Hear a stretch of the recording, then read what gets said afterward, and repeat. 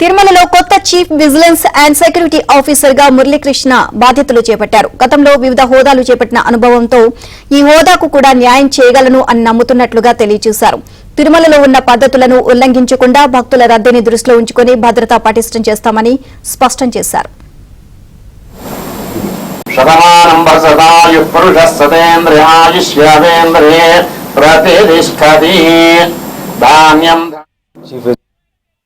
ఈరోజు టీటీడీ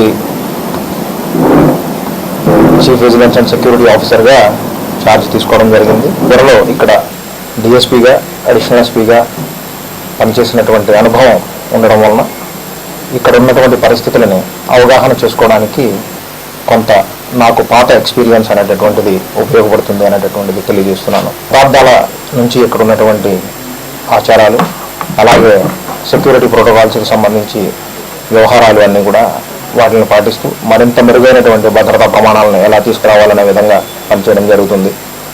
అలాగే భక్తులకు సంబంధించి కానీ టీటీడీ ఎస్టాబ్లిష్మెంట్స్కి సంబంధించినటువంటి దాని కానీ ఏ రకమైనటువంటి అక్రమాలు కానీ అలాంటివి ఏవి ఉండకుండా ఉండే విధంగా విజిలెన్స్ వింగ్ పనిని కూడా అదే విధంగా ఉండేటట్టు దాన్ని చూసేటటువంటి బాధ్యతని మరింత నిబద్ధతతో దానికి సంబంధించినటువంటి మెరుగైన ప్రమాణాలు ఏమైనా ఉంటే వాటిని కూడా తీసుకొచ్చే విధంగా పనిచేయడం అనేటటువంటిది జరుగుతుంది.